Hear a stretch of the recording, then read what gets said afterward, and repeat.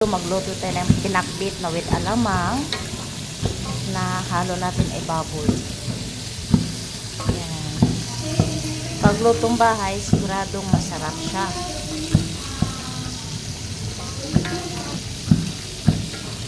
Yan. Halo lang natin yan.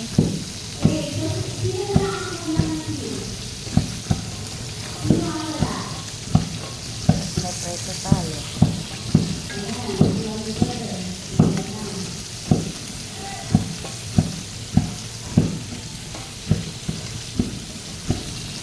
Pinakbit na with kalamansi kasi yung alamang natin, isa sa pinakasekreto kung magluto ng pakbit na lalagyan mo ng alamang ay